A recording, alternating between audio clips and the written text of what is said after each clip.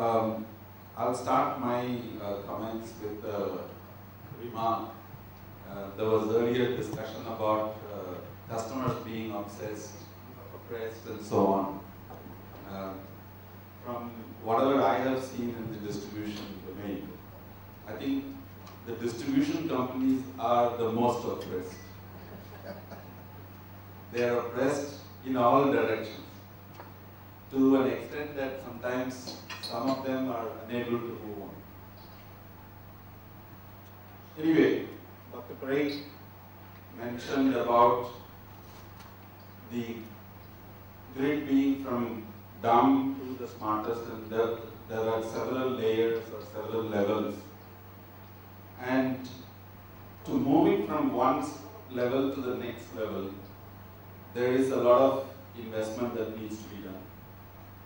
And so it's a question of where a particular distribution company or a distribution network is and where you want to go.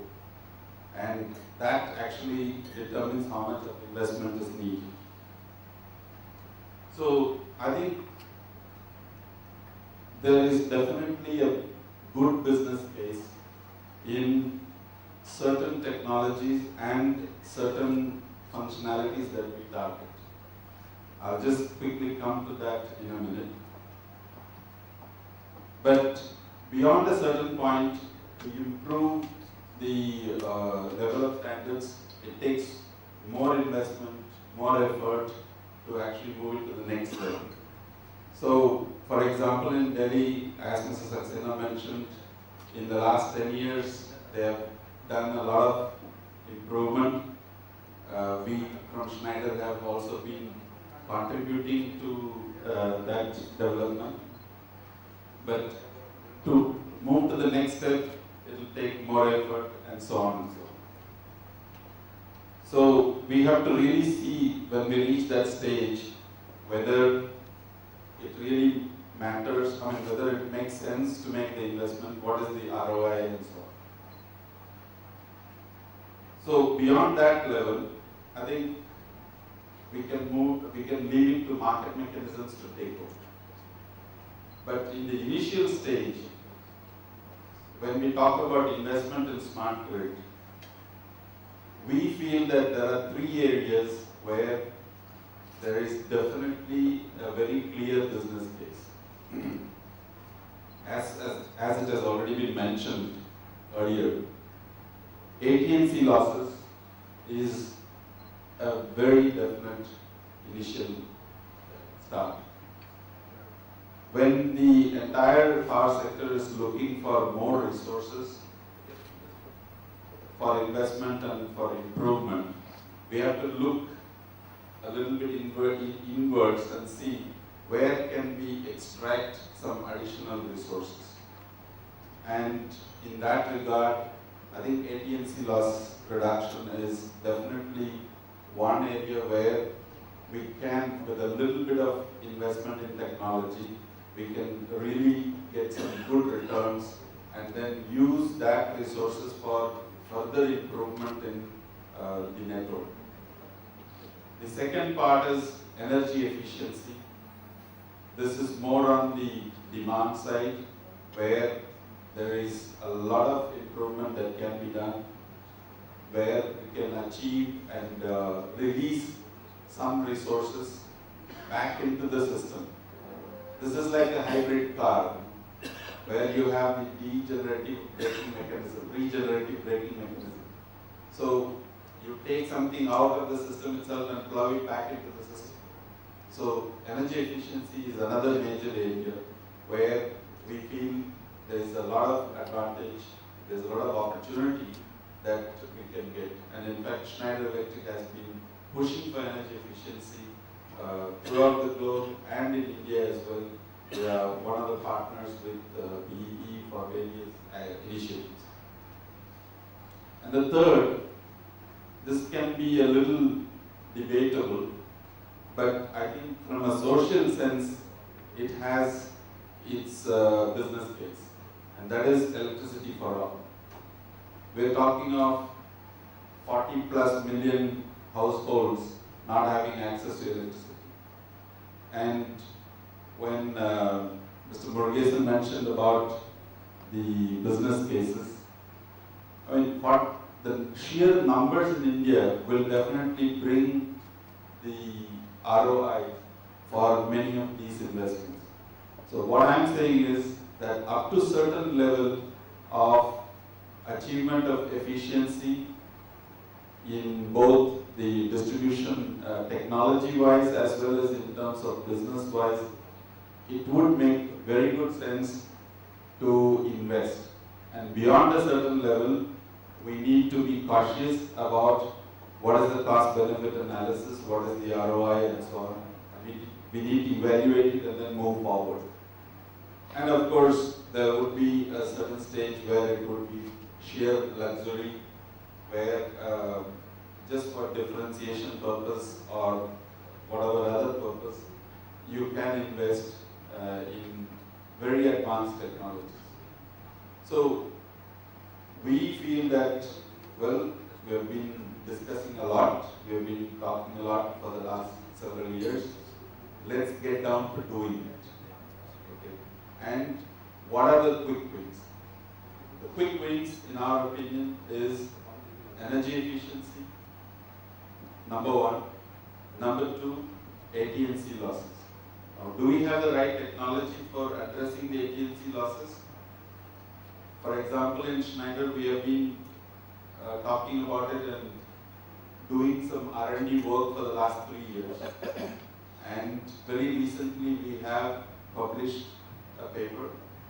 We have got some patents for this. And we are today ready with the technology to address the issue of AT&C losses. When we talk about AMI and why AMI has really not caught up, or there are a lot of people in West who question whether AMI has a business case.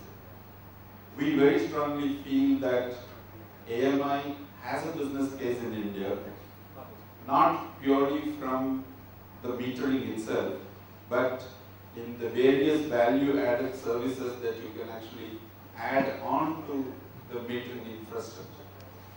So when we just look at the metering infrastructure purely for the purpose of metering, it may be a questionable issue.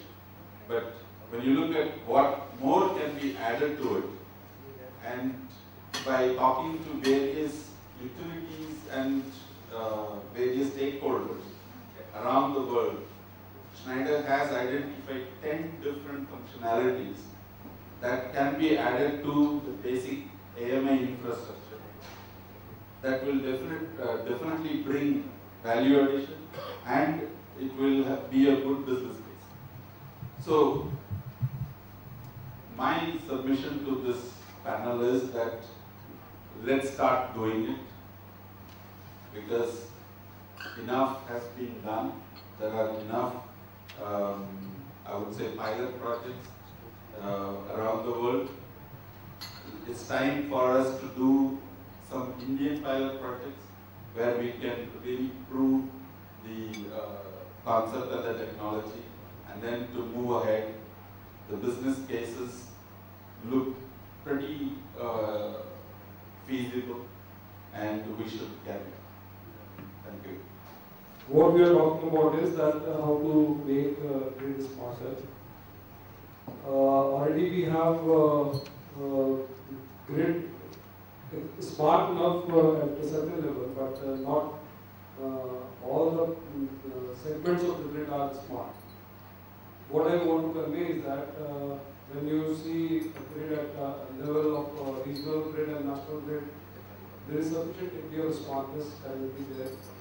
Of course, there is a scope for improvement at that level also.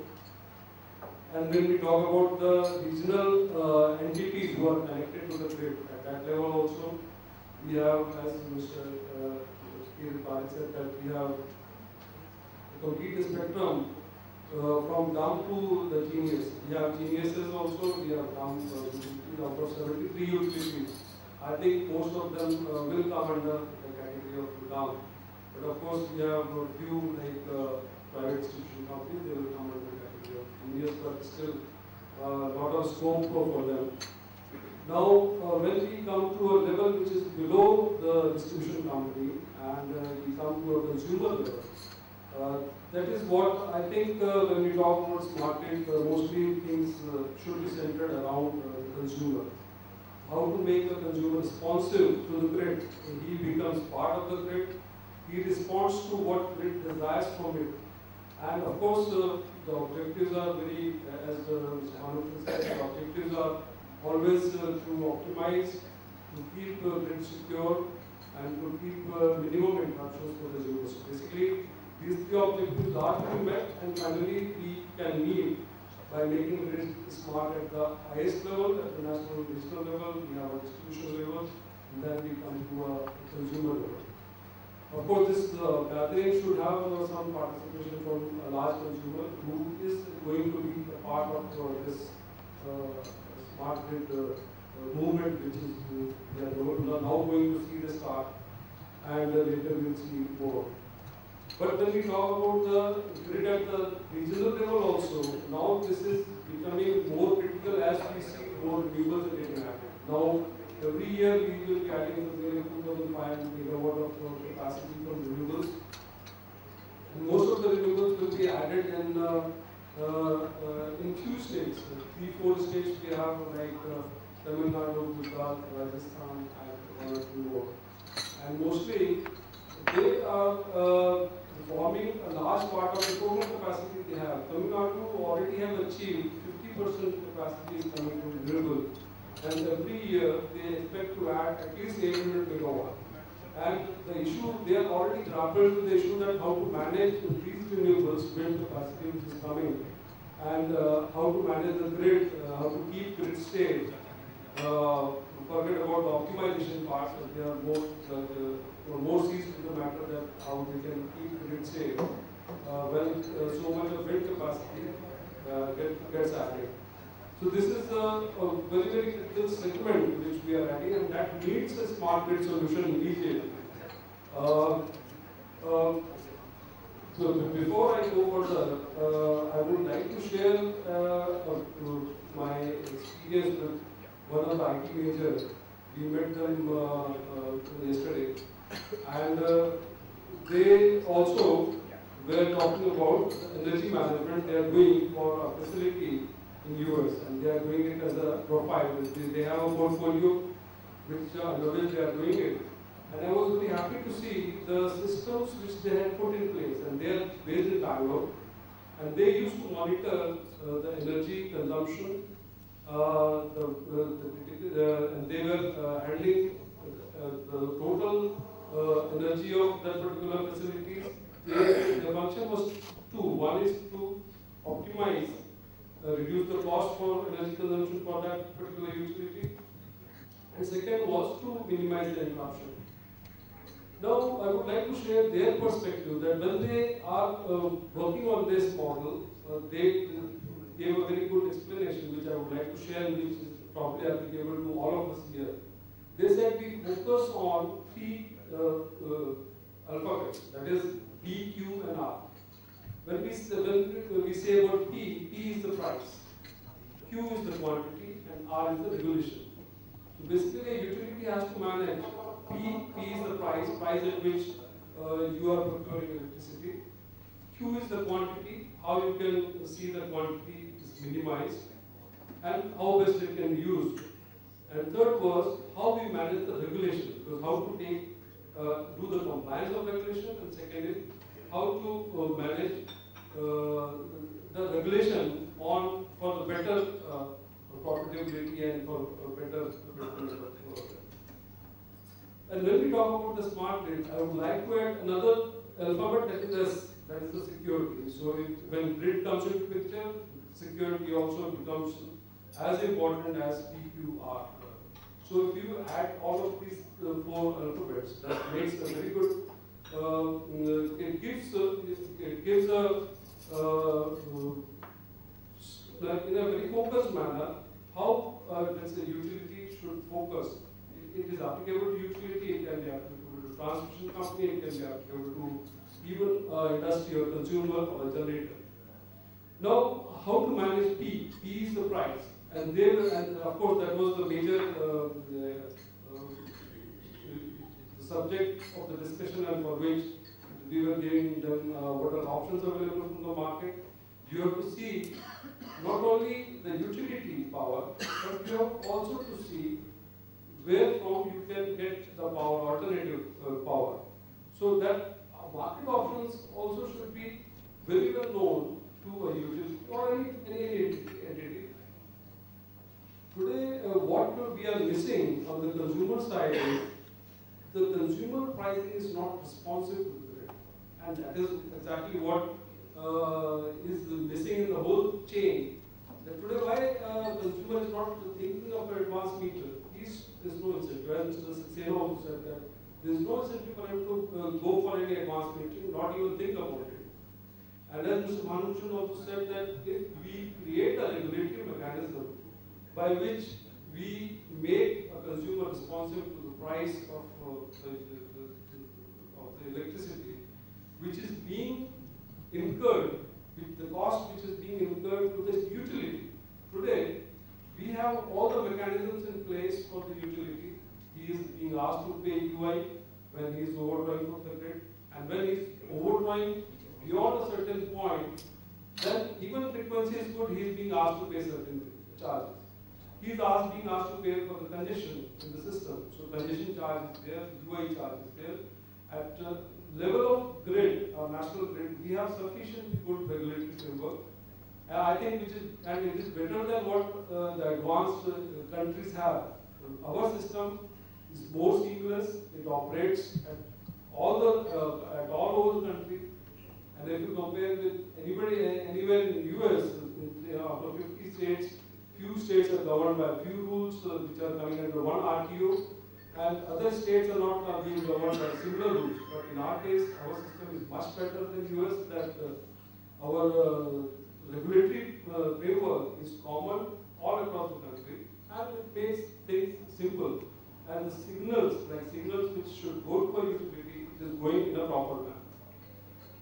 No, but at the consumer level, we have not passed on those signals to the consumer, and that's why consumer doesn't have any incentive for doing this. Second part was managing Q, quantity.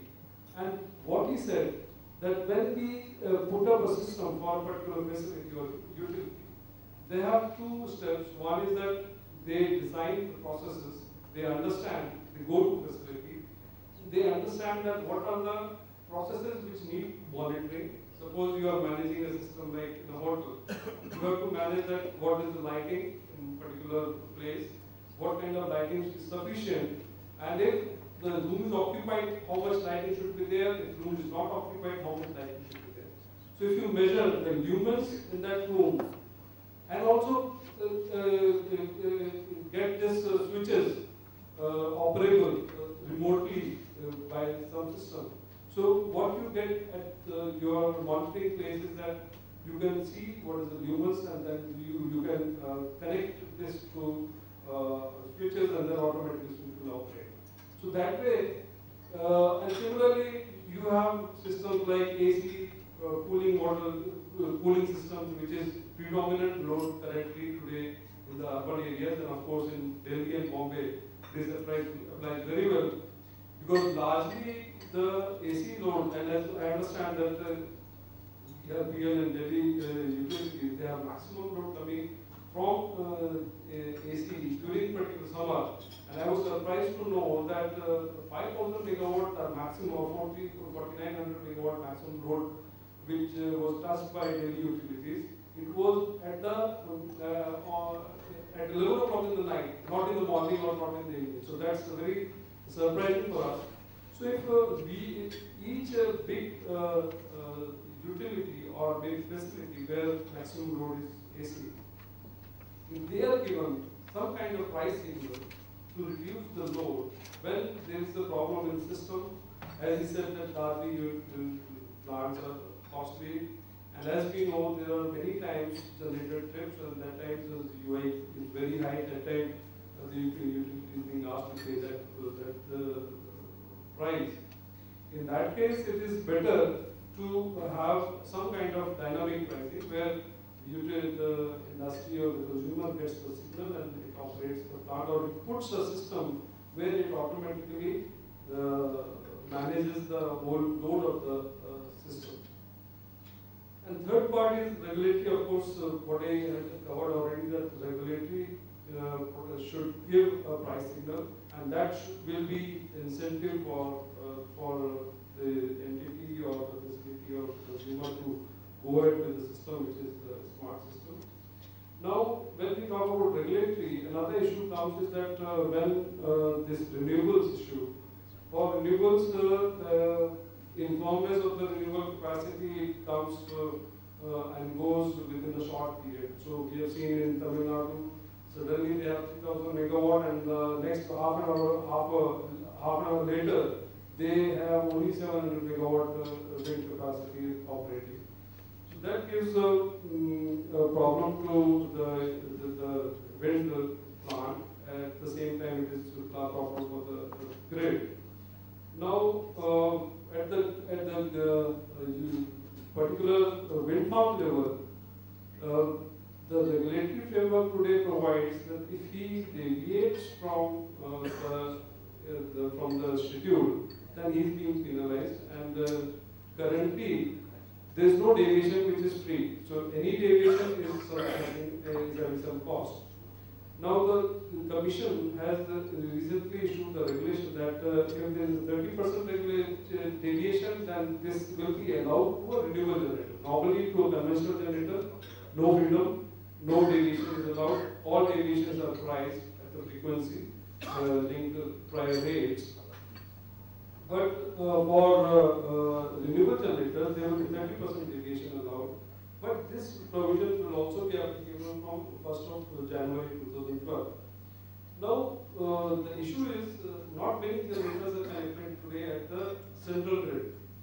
So, those who will be coming under this purview will also be limited.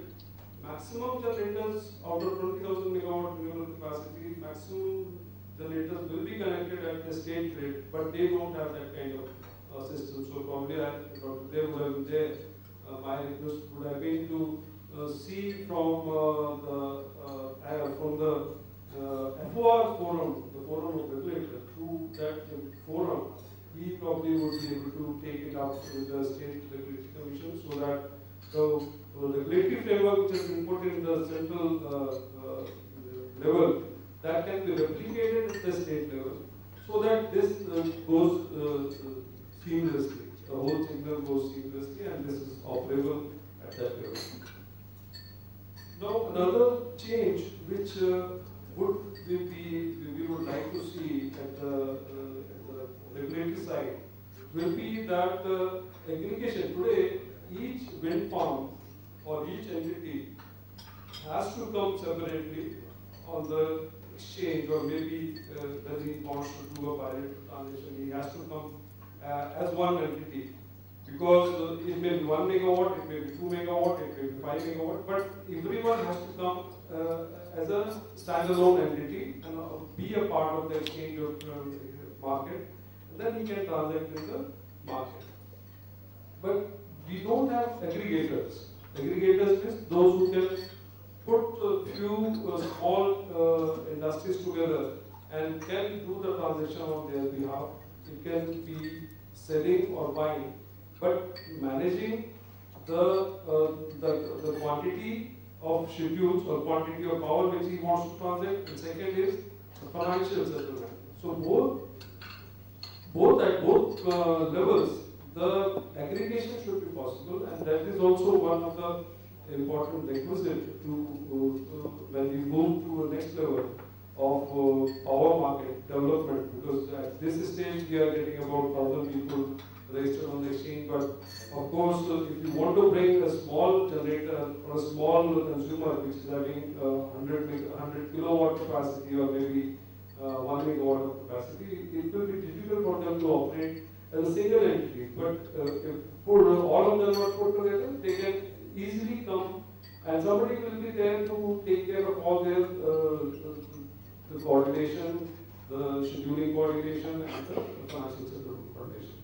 So this was what the two things which I had marked for regulatory change.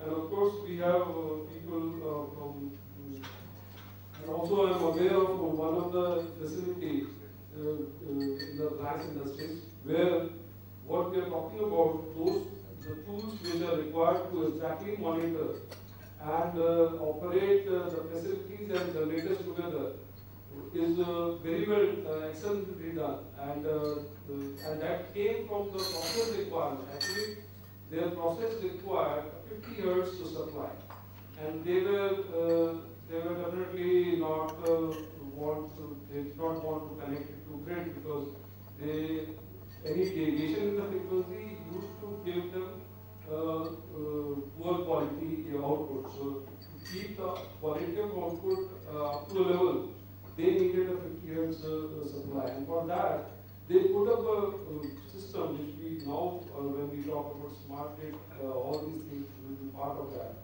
And there they have put the system where they are exactly monitoring the load of each of their plant equipment, and also they were monitoring the generation from all of their generating capacities, and always the true up between the capacity generated and the quantum of power generated, being generated and being consumed, they were being matched, and they were maintaining 50 hertz, and they have been operating this plant sufficiently well without any interruption, I think, for the last 5 to 10 years. Another thing which smart grid now we see the application immediately is when we talk about the case of customers switching from one utility to another or alternate supplier, which is the case in Bombay currently. And the problem with the system operator today is that when customer switches, actually he may not be aware that that customer, he knows the total load of the area, but they are not aware of what exactly is load by Reliance or by Tata Power. So for that also, now this is becoming imminent that we should have some kind of systems where regulatory systems also, and also their system in place in terms of hardware, and so that the whole thing can be managed, they can manage the system. I think this is all I wanted to share with you. Thank you very much, sir. According to me, as a media person and as a person covering it, I find it first evidently of the after failure. It achieved nothing. Only drain of resources, which will get one more Anna Hazare fighting for it. Right? So in fact, we go practically. From RFPDRP, we go towards the National Energy Efficiency Enhancement Mission, and power distribution may be taken as a major objective. Rather than, just looking at small interfaces in the generation and fiddling with that and saying small technologies come in and then they just do some energy efficiency stuff, 1%, 2%. Here we are talking of $40 billion and we have calculated that investment. $20 billion investment at this point of one time can entirely fund your smart grid approach. Whatever we are talking today of financing smart grid approach needs just one-time fund. And my friends from Rural Electricity Corporation are there. I have an advice for that. And this is now accepted by 2-3 people. Even we discussed that. Even in the solar mission, we made the same mistake. That 20 gigawatt thing need not be across FID. It had to be directly implemented across rural economy. The entire 20 gigawatt would be built in 4 years by investing. आप उसको रोज बोल रहे बिजली free दूंगा और अभी भी बोल रहे 1 घंटे की बिजली 2 घंटे की आ रही है. बेमतलब का, it was just waste of resources, time and discussion in this country. Instead, if we had put all of that 20 gigawatt and given that fund. Simple solution for what he mentioned. Let there be a pole-mounted meter. Simple, no sophistication, just recording energy. Let there be another meter in the consumer's premises. So you have a project. And that comes with temple. That is in the distribution company's custody. This is the customer's custody. And on this, joining with you, let there be a display of wattage. No, I don't think it will. Okay. a visible display of wattage, neon or whatever. वो तो होगा ही. And that will give us so much of energy conservation that and without any expenditure. अच्छा. I will add on to that one more Then thing, I actually. like a display unit at the house, Okay. along with a keyboard where we can, where the consumer can, feed the I actually card कुछ which family applies, programs put बनते that हैं. password in it, Family programs. and can, charge us, in a day basis. Our analytics department is basically the one that generates leads for any revenue detection activity. We do about 90,000 checks. 95, this is a good thing, but we do about 90,000 checks in a year. Sorry, 9,000 checks in a year. So the percentage is 1%. But we reached that level today. We are talking of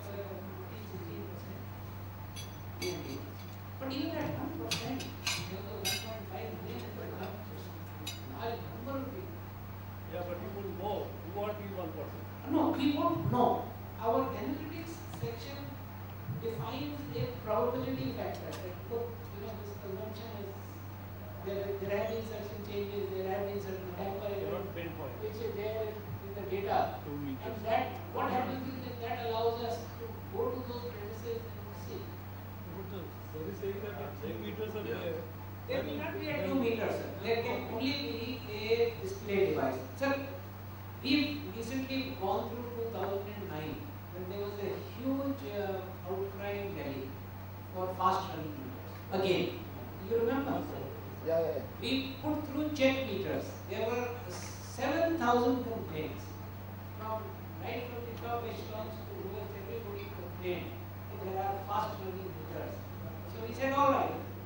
So we worked out with the regulatory commission and it was decided that we put a check meter in case of all those 7,000 complaints. There are only 30 out of 7,000, only 30 meters where consumption was found different from, in 10 of the cases, those meters were running fast. In 20 of the cases, actually the meters were running slow. Thank you very much. Discoms and all these are playing with it, so they take a lot of time. If we see about smart grid is not a vision right now because many countries are implementing it and implemented it. So it should be a time frame for India because unfortunately the many policies, if we see solar mission or any power to all, they all have failed. So what we as a common Indian will think about smart grid approach from regulatory commission point of view. The only person who has been on the other side of the bench. I've not really thought over this thing. The smart grid itself is something recent. And I'm not very clear what we are looking for through smart grid in India. Like Mr. Rangan has one perspective. There's many other perspectives. So I think we have to be clear about what we really want through this concept of smart grid.